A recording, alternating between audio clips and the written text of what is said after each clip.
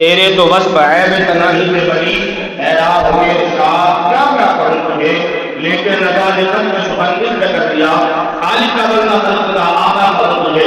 رب کا قرآن کہتا ہے، رب قدیر قرآن مقدس میں ارشاد فرماتا ہے، قُلْ إِن كُنتُمْ تُحِبُّونَ اللَّهَ فَاتَّبِعُونِي يُحْبِبْكُمُ اللَّهُ۔ رب کا قرآن کہتا ہے، اے محبوب آپ فرماؤ، اے محبوب آپ فرماؤ، اگر تم اللہ تعالیٰ سے محبت کرتے ہو، اللہ سے پیار تم جتاتے ہو، فَاتَّبِعُونِی میری اتباع کرو، فَاتَّبِعُونِی میری اتباع کرو، یحببکم اللہ اللہ تمہیں اپنا حبیب بنا لے گا، وَیغفر لَکُم اور تمہارے گناہ بھی بخشے گا، وَاللَّهُ غفور رحیم اللہ بخشنے والا مہربان ہے۔ تفسیر کے اندر جب آپ اس آیت طیبہ کو اٹھا کر دیکھیں گے، سورہ آل عمران کی آیت طیبہ ہے، رب کریم نے اپنے محبوب کی شان کو بلند فرمایا، اپنے محبوب کی مرتبے اور مقام کو اس طرح بڑھایا۔ عبداللہ بن عباس رضی اللہ تعالیٰ عنہ فرماتے ہیں کہ حضور پاک علیہ السلام مکہ مکرمہ میں تشریف فرمائے، سرکار زین حرم میں تشریف لے گئے تو میرے آقا نے دیکھا قریش کے کچھ لوگ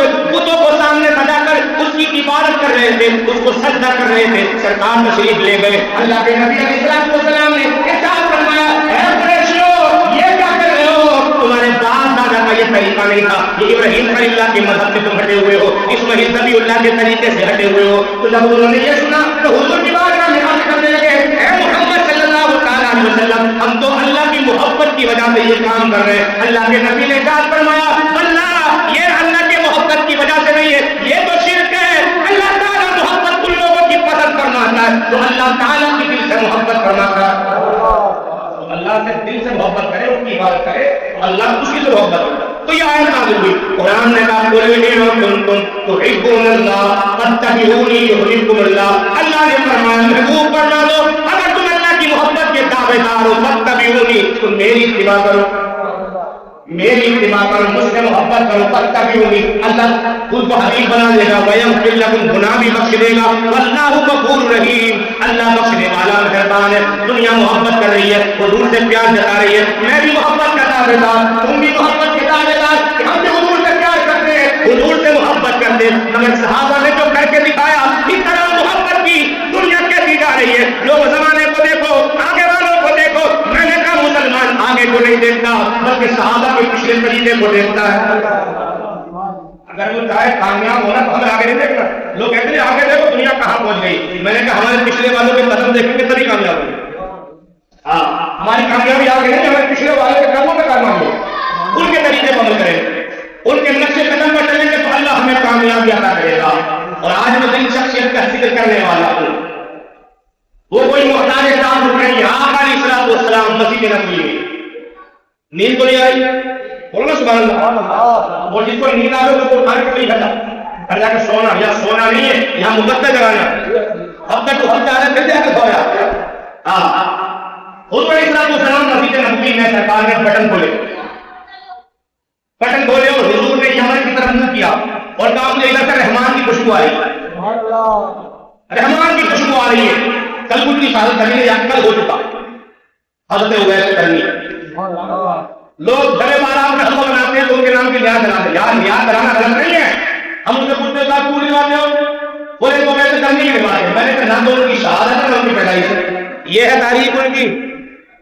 کچھ داڑھیوں میں مشہور کتابوں نے دانت توڑ لیے تھے، کچھ داڑھیوں میں مشہوری ہے کتابوں نے دانت توڑ لیے، میں دانت نہیں توڑے، ہمیں یہ واقعہ ہوا ہی نہیں کہ دانت توڑ لے، بتائیے دانت توڑنا چاہیے کہ حرام ہے؟ کچھ دانت توڑ لو گے نہیں توڑو گے نا، کوئی نفل بندہ نہیں توڑا، دانت تو بہت بری بات ہے۔ اور کئی تابعین جن کو خود حضور نے تابعین کہا اور آقا علیہ السلام مسلم شریف میں حدیث المستدرک امام حاکم نے اس کو روایت کیا، اللہ کے نبی علیہ السلام مسجد نبوی میں تشریف فرمائے، میرے آقا نے بٹن کھولے اور یمن کی طرف منہ کر کے فرمایا مجھے ادھر کے مجھ سے یہ رحمان کی خوشبو آ رہی ہے۔ صحابہ کرام رضوان اللہ تعالیٰ علیہ عرض کیا یا رسول اللہ ہمارے ماں باپ آپ کے قدموں پہ قربان، اے کریمہ یہ یمن میں کون ہے جس سے آپ اتنی محبت فرماتے اور کہتے ہیں مجھے رحمان کی خوشبو آ رہی ہے؟ اللہ کے نبی علیہ السلام نے فرمایا ایک بندہ ہے جس سے ہم محبت کرتے ہیں وہ ہم سے محبت کرتا ہے۔ حضرت ابو ہریرہ رضی اللہ تعالیٰ کہتے ہیں یا رسول اللہ آپ اس سے محبت کرتے ہیں مگر ہم نے آپ کی مجلس میں اس کو نہیں دیکھا، آتے ہوئے نہیں دیکھا، اے کریمہ وہ کون ہے؟ اللہ کے نبی نے فرمایا اس کا نام اویس ہے، اس کا نام اویس ہے۔ ابو ہریرہ کہتا ہے یا رسول اللہ پھر آیا کوئی نہیں، جب کتنی محبت کرتا ہے تو پھر آنا چاہیے تھا۔ اللہ کے نبی فرماتے ہیں اس کی ماں ضعیفہ ہے اور بوڑھی ہے، اندھی ہے اور چارپائی پر لیٹی ہے، اس کی خدمت ہم تک نہیں آنے دیتی۔ اللہ کے نبی علیہ السلام نے فرمایا اللہ تمہیں امت ہے تو تم اویس کرنے سے ملنا اور میری امت کے حق میں دعا کروانا۔ آپ کتنے عظیم ہو، کیا مرتبہ تھا ان کا، کیا حضور چاہتے، حضور نے چاہا کہ میری امت بچی ہے، ہر نبی کو دعا دی گئی اور حضور سے کہا یا محبوب یا تو آدھی امت لے لو یا پھر دعا لے لو، حضور نے فرمایا میں قیامت کے لیے چھوڑتا ہوں۔ اور آج فرماتے ہیں ایسے حق مجھے تا شفاعت، ایسے حق مجھے تا شفاعت تا سنا دے جائیں گے، ایسے حق مجھے تا شفاعت تا سنا دے جائیں گے، آپ روتے جائیں گے ہم کو ہنساتے جائیں گے، قیامت میں دیا جائے گا اے محبوب آپ کی امت آپ کے سپرد کر دی گئی، تو چاہو جسے لے جاؤ جنت لے جاؤ۔ اللہ اکبر کبیرہ۔ حضرت ابو ہریرہ رضی اللہ تعالیٰ عنہ حضور نے ہم سے فرمایا اگر تم اویس سے ملنا تو اس سے کہنا میری امت کے لیے مغفرت کی دعا کریں۔ حضرت جب حضور علیہ السلام کا وصال مبارک قریب آیا، ہجرت الہولیہ میں یہ ہے اور المستدرک امام حاکم نے روایت کیا اس سے کہ حضور علیہ السلام کے وصال مبارکہ کے بعد حضرت عمر فاروق اعظم اور عثمان حضرت مولا علی ملاقات کی ملی، تو اس سے پہلے حضرت عمر فاروق اعظم نے کہا یا رسول اللہ اس کی کچھ پہچان تو بتا دیں، یہ مسلم شریف میں حدیث ہے۔ اب حضور سے ملے نہیں، حضور کے پاس آئے تو حضور کو کیسے پتہ لگا وہ کیسا ہے؟ حضور نے فرمایا اس کے ہاتھ میں بس ہے، یعنی کہ سفید داغ ہے، اس کے سارے داغ ٹھیک ہو گئے مگر ایک درہم کے برابر اس کے ہاتھ کے داغ ہے، پورے جسم پہ بال ہے، اس کا چہرہ کشادہ ہے، آنکھیں نیلی ہیں، داڑھی اس کی گھنی ہے، اور جب اس کے پاس جانا اس سے میری امت کے حق میں دعا کروانا۔ عمر فاروق اعظم رضی اللہ تعالیٰ عنہ فرماتے جب بھی کوئی کرم سے کوئی آتا یمن سے آتا مسجد نبوی میں آتا نماز پڑھتا، آپ اعلان فرماتے یمن والے کون ہیں، لوگ کھڑے ہو جاتے، آپ نے فرمایا قبیلہ مراد کے لوگ کون ہیں، وہ کھڑے ہو جاتے، آپ نے فرمایا ان میں بتاؤ اویس کون ہے، اویس کون ہے؟ تو لوگوں نے کہا اگر آپ کس کے بارے میں پوچھ رہے ہو ہمارے قبیلے کا وہ لوگ رہتا ہے، وہ تو قبیلہ چراتا ہے، اونٹ چراتا ہے، وہ تو پاگل ہے مجنون ہے۔ عمر فاروق اعظم نے کہا وہ پاگل نہیں ہے، پاگل تو تم ہو، وہ تو اللہ اس کے رسول کی بارگاہ میں مقبول ہے، تم نے پاگل کہا وہ تو پاگل ہے، قبیلہ چراتا ہے۔ اللہ اکبر۔ آپ نے فرمایا بلکہ مسلم شریف میں اور بخاری میں حدیث ہے، آقا علیہ السلام نے فرمایا کہ اللہ کے بندوں میں کچھ لوگ ایسے ہیں جن کے بال پر تو غبار نہ لے، کپڑے ان کے پھٹے، اگر وہ کوئی قسم اٹھا لے اللہ ان کی قسم کی لاج رکھتا ہے اور لوگوں کی پریشانیوں کو دور کرنا رہتا ہے۔ اور حضور نے فرمایا اللہ کے بندوں میں کچھ لوگ ایسے ہیں جن کی وجہ سے آسمان سے بارش برستی ہے، زمین سے سبزہ اگتا ہے، اللہ تعالیٰ اولاد عطا فرماتا ہے، یہ وہ لوگ ہیں جن کی قسم قرآن نے کہی، قرآن کہتا ہے الا ان اولیاء اللہ لا خوف علیہم ولا هم يحزنون۔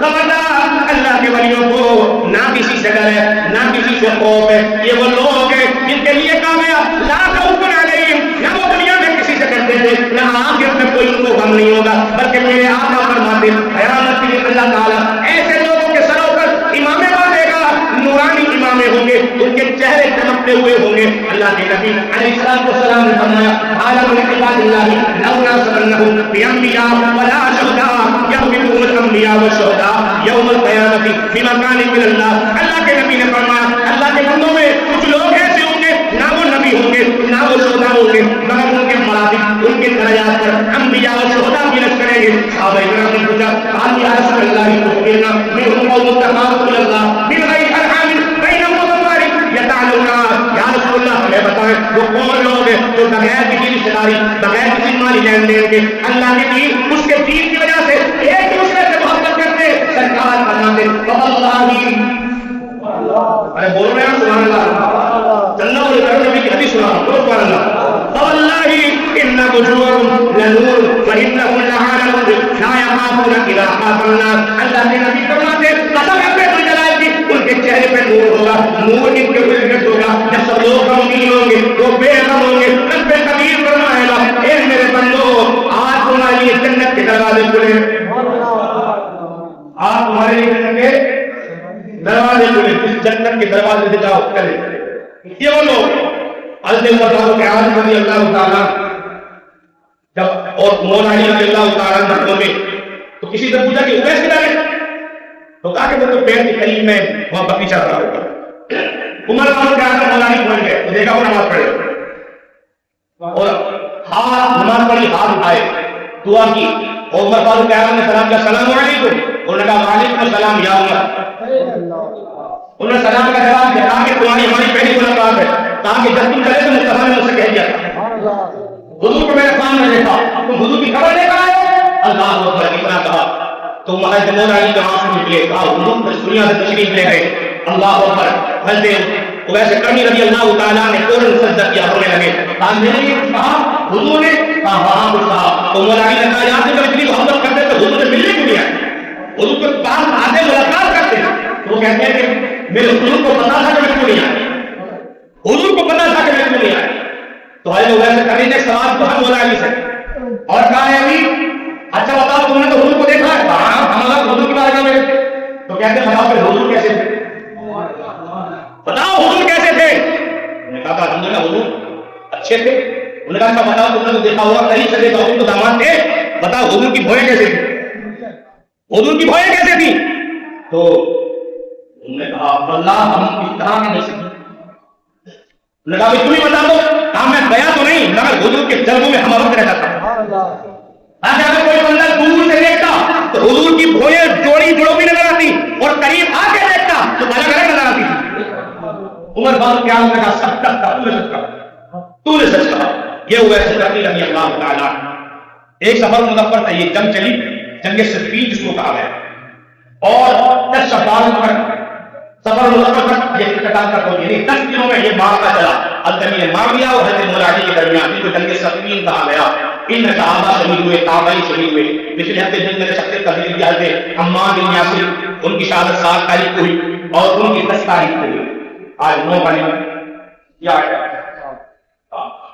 تو ان کی شہادت اللہ تعالیٰ ان کے صدقے میں ہماری و ہماری آل کی بخشش کو مغفرت فرمائے. ان کے صدقے میں اللہ ہماری تمام پریشانی کو دور عطا فرمائے.